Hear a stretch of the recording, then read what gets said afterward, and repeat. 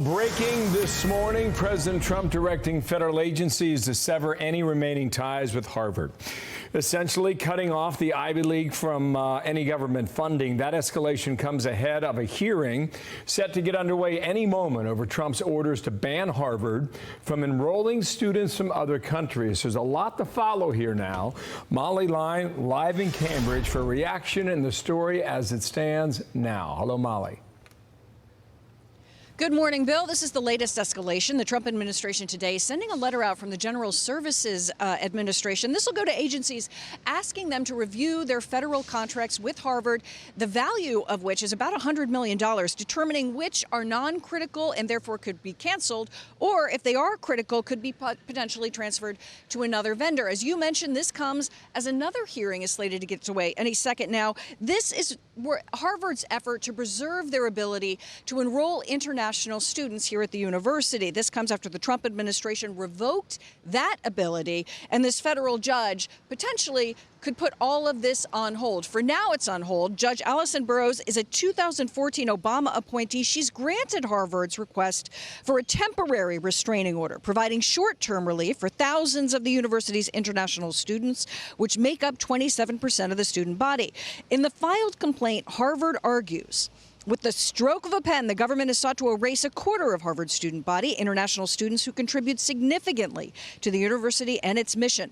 Around a fifth of those international students are from China, significant numbers also hailing from neighboring Canada and from India. Here's President Trump. Part of the problem with Harvard is that there are about 31%, almost 31% of foreigners coming to Harvard. We give them billions of dollars, which is ridiculous. It's too much because we have Americans that want to go there and to other places, and they can't go there because you have 31% foreign. Among those currently enrolled now in limbo, the future Queen of Belgium, 23-year-old Princess Elizabeth. And Harvard students are speaking out for their international peers, speaking out against the administration's action. Listen. Basically, anyone I've talked to here, we've all condemned it. It doesn't really make sense, both from all we learn from international students on a daily basis, the contributions they make to our campus, but then also as a broader question of academic freedom and what it means to be in higher education in a democratic country.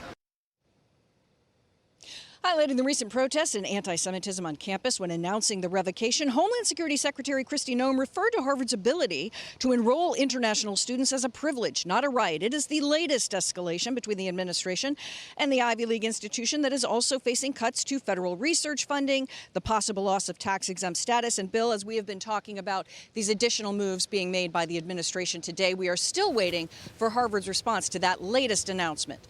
Bill, back to you. Okay, all right. Thanks, Molly Line, on that. More to come. Thank you, Dana. And Jonathan Turley is a constitutional law attorney, also a Fox News contributor. Let me just read from Harvard last week, okay, saying that it is the latest act by the government in clear retaliation for Harvard exercising its First Amendment rights to reject the government's demands to control Harvard's governance, curriculum, and the ideology of its faculty and students. So this escalated quickly, Jonathan. Where do we go from here? It is still escalating, and that's what's astonishing. I've been critical of some of these moves, but Harvard is at a disadvantage on some of these fights. There is a degree of discretion still allowed to the executive branch. Harvard is arguing that on the visa issues, this violates the Administrative Procedures Act and other requirements that the administration has to go through. The Trump administration says they refuse to turn over information required to be turned over to us when we demanded it. That's going to create a tough legal issue, and it's going to have to be litigated. What's fascinating, Dana, is how Trump has framed this. That, you know, he's saying that, for example, they're going to take some of these grants and send them to trade schools. And you really get that the political dynamic here, which is coming into play. Harvard does not necessarily have the support of the public on this. This is a university that is hardly the paragon of tolerance. You know, only 3% of the Harvard faculty are Republican or conservative. Less than 9% of the students are. And that creates this little island of Harvard that suddenly feels besieged. They have some strong arguments in some of these cases, but they're not going to win on all these issues. You know, I wonder what you think about the fact that in many of these universities, a foreign student, when they come in, they will end up paying the full tuition, right? So this is attractive for some of these schools because they're not on scholarship and wherever they're coming. So what do you make of that whole thing, and how that applies, whether it's to Harvard, because I would imagine that Harvard won't be the last to be in his crosshairs. That's right. And those foreign students are something of a meal ticket for Harvard and other universities. They pay a full ride. And so Harvard gives a great deal of scholarships to other students. Those foreign students for all universities represent something of a windfall. So Trump is hitting these universities where they're most vulnerable. Mm-hmm. Interesting. All right. You also wrote a piece that I really loved. It's called "The Justices Must at Long Last Deal with Chronic Conjunctivitis." What do you mean by that? Tell us more. Well, this is truly getting out of control. We're waiting any day now for a ruling of the Supreme Court on the use of national or universal injunctions. But they keep on coming down. What my article talks about is a judge in Boston who just the previous month had been reversed by the Supreme Court on the use of a temporary restraining order to enjoin the administration. Well, he's back, and this time he's enjoining them in terms of downsizing the education department.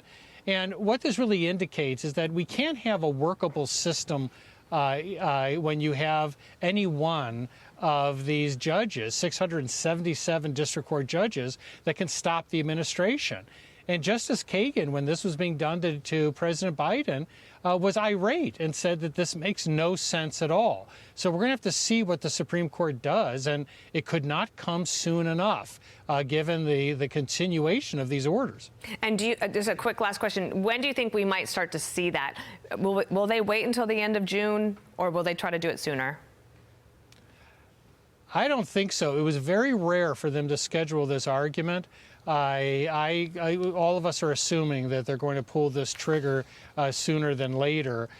Certainly, they have to understand that much of this administration's policy is frozen in amber because district court judges have issued these national injunctions. Jonathan Turley, so good to see you on a Tuesday. Thank you for being on the show. Thank you, Dana. Okay, thanks. I'm Steve Doocy. I'm Brian Kilmeade. And I'm Ainsley Earhart. And click here to subscribe to the Fox News YouTube page to catch our hottest interviews and most compelling analysis.